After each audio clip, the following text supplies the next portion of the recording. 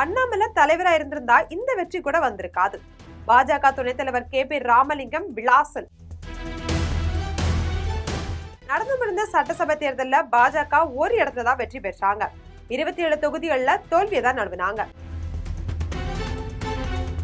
இந்த நிலையில தான் பாஜகவுடைய மாநில தலைவரா அண்ணாமலை இருந்திருந்தா இன்னும் கூட ரிசல்ட் போயிருக்கும் அப்படின்னு சொல்லிட்டு பாஜகவுடைய மாநில துணைத் தலைவர் KP ராமலிங்கம் கடுமையான விமர்சனத்தை வச்சிருக்காங்க. என்ன நடந்தது விரிவா பார்க்கலாம். பாஜகவுடைய முன்னாள் மாநில தலைவர் அண்ணாமலை பாஜகவில இருந்து விலக முடிவெடுத்திருக்காங்க. இது தொடர்பா பாஜகவுடைய பொதுச் செயலாளர் PL சந்தோஷ், கட்சியினுடைய தேசிய தலைவர் நிதின் நபீன், மத்திய உள்துறை அமைச்சர் அமித்ஷா ஆகியோரை நேற்றைக்கு அண்ணாமலை நேர்ல சந்திச்சு ராஜினாமா முடிவு பத்தி தெரிவிச்சிருக்காங்க. அவங்க புதிய கட்சி தொடங்க முனைப்பில் இருக்கிறதாவும் இந்த முடிவை எடுத்துள்ளதாகவும் கூறப்படுது. ஆனா அவர்கள் அண்ணாமலையா கட்சியில இருந்து விட விரும்பல. அவரை சமாதானப்படுத்தக்கூடிய முயற்சியில இறங்கியிருக்காங்க. அதுபடி பார்த்தா டெல்லியிலேயே தங்கியிருக்கும்படியும் அண்ணாமலைக்கு மேலிடம் அறிவுறுத்தி இருக்கிறதால தமிழக பாஜக மாநில தலைவர் நயினார் நாகேந்திரனை அவசரமா பாஜக மேலிடம் டெல்லிக்கு அழைச்சிருக்காங்க. அவர் டெல்லி சென்றிருக்கக்கூடிய நிலையில நாளைக்கு நிதின் நபீன், அமித்ஷா ஆகியோரையும் சந்திக்கிறாங்க. அப்போ அண்ணாமலை பற்றி அவங்க விவாதிக்க இருக்கிறதாவும் தகவல் வெளியாகி இருக்கு. இதற்கிடையில தான் நாமக்கல் பாஜக மாநில துணைத் தலைவர் KP ராமலிங்கம் இன்னைக்கு பத்திரிகையாளரை சந்திச்சிருக்காரு. அப்போ அவர்கிட்ட பல்வேறு கேள்விகளும் கேட்கப்பட்டிருக்கு. குறிப்பா அண்ணாமலைய மையப்படுத்தி கேள்விகள் கேட்கப்பட்டுச்சு. அதற்கு பதிலளித்த அவர், இந்த சமயத்துல பத்திரிகையாளர் ஒருவர் கேட்ட கேள்வி, அண்ணாமலை புதிதா கட்சி ஆரம்பித்திருக்கிறாமே அது பற்றி கேள்வி கேட்டிருக்காங்க. அதற்கு KP ராமலிங்கம், இது பற்றி அவர்கிட்ட தான் கேட்கணும், அவர்கிட்ட நீங்க யாருமே கேள்வி கேட்கல, மேலும் கட்சி ஆரம்பிப்பதா தகவல் தானே வருது, இன்னும் அவர் சொல்லலையே அப்படின்னு சொல்லியிருக்காரு.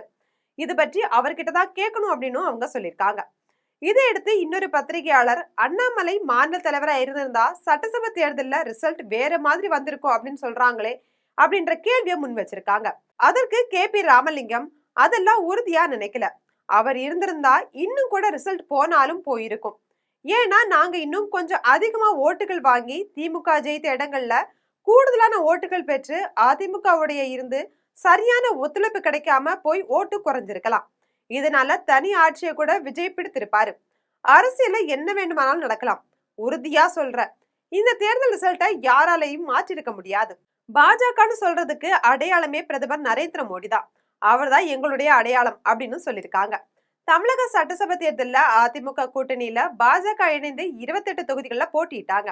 இதுல பாஜகவுடைய ஊட்டி சட்டசபை தொகுதியோட வேட்பாளர் போஜராஜன் மட்டும்தான் வெற்றி பெற்றாரு. சாத்தூர்ல தமிழக பாஜக தலைவர் நயினார் நாகேந்திரன், மத்திய இணையமைச்சர் L முருகன் அவினாசி தொகுதியிலையும், வானதி சீனிவாசன் கோவை வடக்கு தொகுதியிலையும் தோல்வி அடைந்தாங்க. பாஜக வேட்பாளர்கள் 27 பேரும் தோல்வி அடைஞ்சிருக்காங்க. இந்த நிலையில தான் பாஜக மாநில தலைவரா அண்ணாமலை இருந்திருந்தா கூடுதலா வெற்றி கிடைத்து வரும் அப்படின்று அண்ணாமலையோட ஆதரவாளர்கள் கூறி வரக்கூடிய நிலையில KP ராமலிங்கம், அப்படியெல்லாம் ஒண்ணு நடந்திருக்காது, அண்ணாமலை பாஜக தலைவரா இருந்திருந்தா ரிசல்ட் இன்னும் மோசமா இருந்திருக்கும் அப்படின்னு கூறியிருக்காங்க. அண்ணாமலையை இப்படி விமர்சனம் செய்திருக்கக்கூடிய KP ராமலிங்கம் முதல்ல அதிமுகவில் தான் இருந்தாங்க.